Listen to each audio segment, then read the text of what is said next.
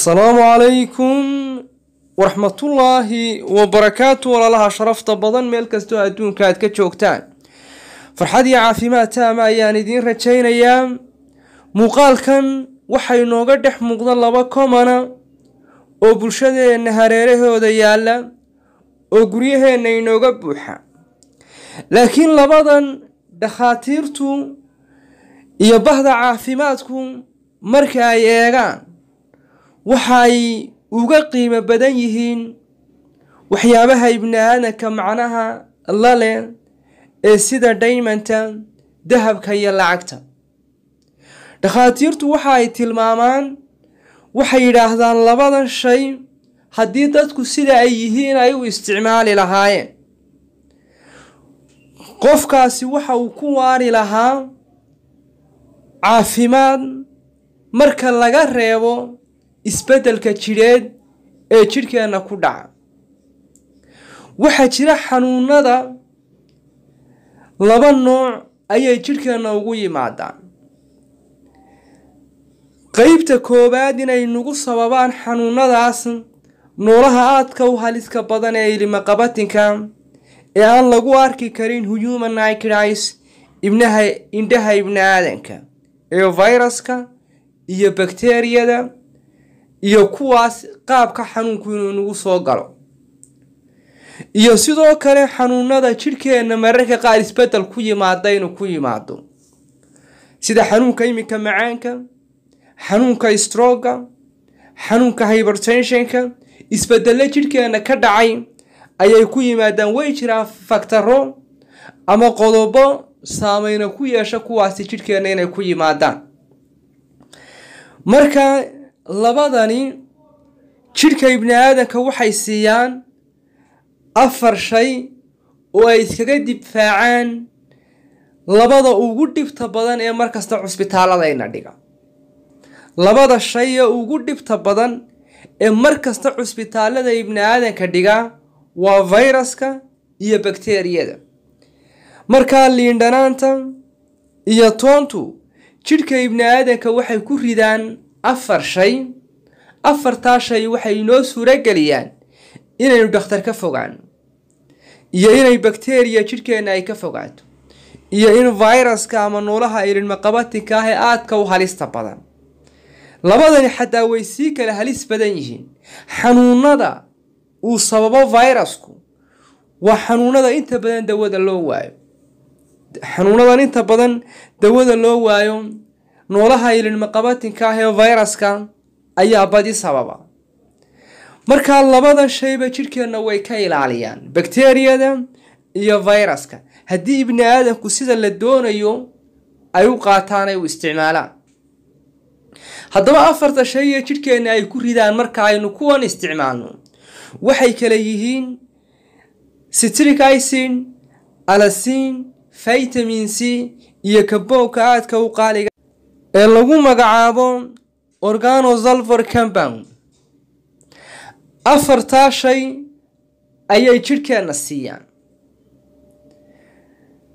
aashitada leh citric acid iyo maadada lagu magacaabo allicin ee toonta laga helo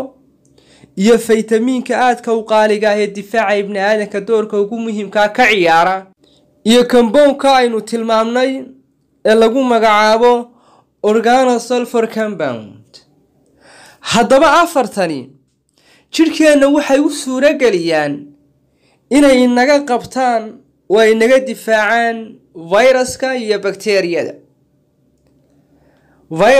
bakteeriyada waxa ay dhakhaatiirtu aad ugu talax tagaan inay qofka ibnaadamka ay ka badbaadin karaan ama ay ka survive gareyn karaan in qofkaas uu ku yimaado caabuqyada ama viruska ku dhaca jirkeena inta badan marka liinta la soo qaadanayo liinta haddaynu soo qaadano waxa jirta xanuuno basically lagu daweeyo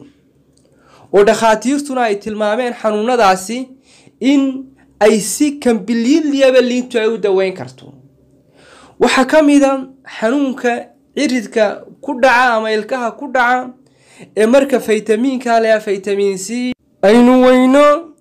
ama cuntada aynu isticmaalayno uu ka yaraado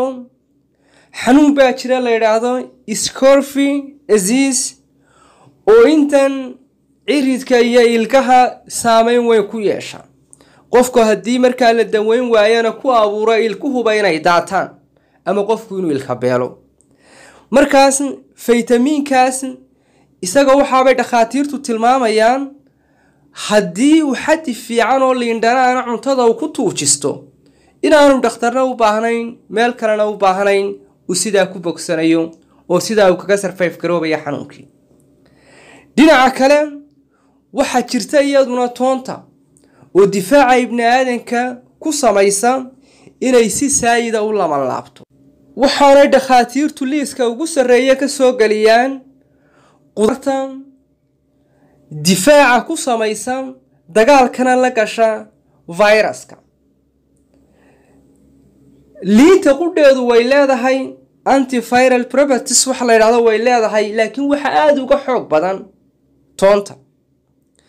toontu way adag tahay inta badan in qudaar ay difaaci nagaga samayso fayraska fayrasku wuu ka awood badan yahay waanu ka khatar badan yahay dilitaankiisana way ka adag tahay bakteeriyada oo waxaanu nidhi xanuunada inta badan aan dawada loo hayn waxa sababa ee ugu badan waxa weeyaan fayraska inta badan dhakhaatiirtu aad bay dhibaato ugala maraan oo dawooyinka leha antiviral drugs ama antiviral medicine way ku adkaataa inay fayrasyo fara badan ay dabar gooyaan oo imika waxaynu ognahay xanuunada ilaa hadda aan dawada loo hayn halista badan ee uu ka mid yahay HIV virus baa sababa xanuunada kale ee leeyahay hepatitis B ee dunida khatarta ka virus baa sababaya marka virusku waa aad buu dhib badan yahay aad baan u halis badan yahay marka toonta la joogo iyadu awoodeedu aad bay u sareysaa oo inay viruskaas ay jidhka ibni aadanka ay ka difaacdo waxa ugu faraha badan ee ay abuurtaana waa inay